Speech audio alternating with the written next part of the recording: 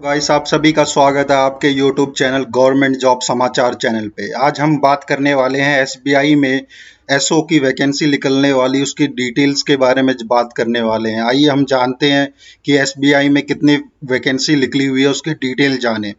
आप सभी को आना है sbi.co.in के ऑफिशियल वेबसाइट के करियर पे। वहाँ पे आपको यहाँ पे जॉइन एसबीआई का एक ऑप्शन आता है, उसके वहाँ पे करंट ओपनिंग्स पे आप क्लिक करेंगे तो वहाँ पता चल जाएगा कि एसबीआई में कौन कौन सी करंट ओपनिंग निकली हुई है।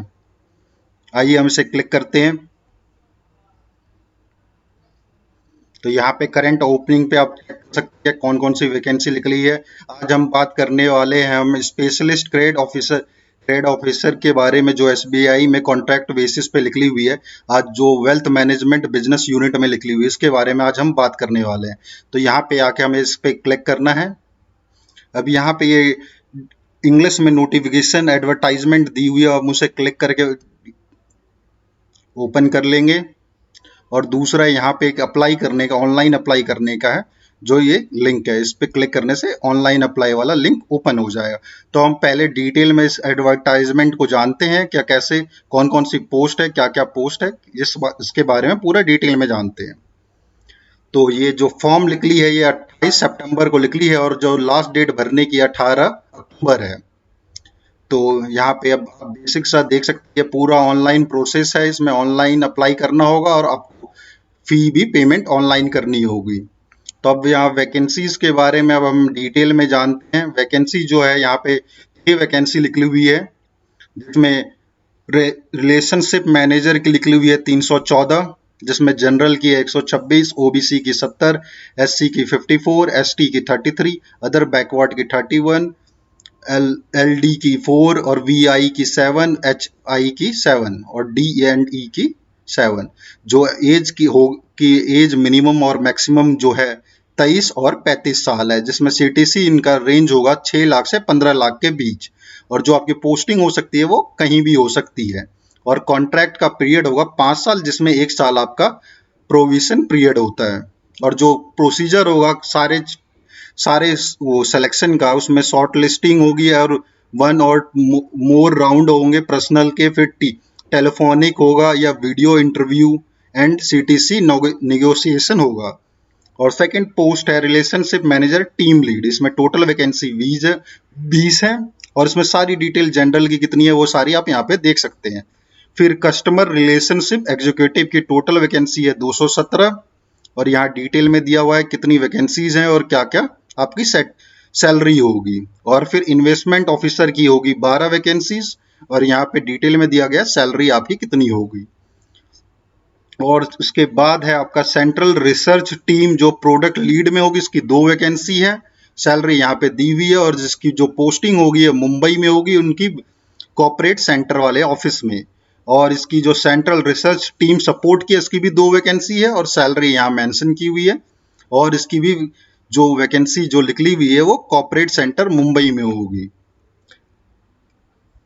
इसमें सबसे अच्छी बात है कि आप एक कैंडिडेट एक से ज्यादा वैकेंसीज के लिए अप्लाई कर सकता है, इसमें कोई दिक्कत नहीं है। आप एक से ज्यादा वैकेंसीज के लिए अप्लाई कर सकते हैं। यहाँ पे आपका एलिजिबिलिटी, परफॉर्मेंस, पे लिंक, इसके बारे में डिटेल में बताया गया है किस तरह होगी। और ये ट्रांसफर की पॉलिसी जो है वो यहाँ पे दी हुई है कि किस तरह ट्रांसफर पॉलिसी होगी। और ये जीईएन का फुल फॉर्म क्या है, ओबीसी का फुल फॉर्म क्या, वो यहाँ पे पूरे डिटेल में आपको बताया जा रहा है। यहाँ पे डिटेल में बताया गया क्या क्या आपको क्वालिफिकेशन चाहिए, क्या क्या एक्सपीरियंस चाहिए, उसके बारे में। यहाँ जो रिलेशनशिप मैनेजर के लिए ग्रेजुएट होना चाहिए किसी भी गवर्नमेंट रिकॉग्नाइज्ड यूनिवर्सिटी से। और पोस्ट अगर क्वालिफिकेशन एक्सपीरियंस ऑफ 3 साल का चाहिए RM in wealth management and leading public private foreign bank में। इसकी ये एक्सपीरियंस आपका मैंडेटरी होना चाहिए।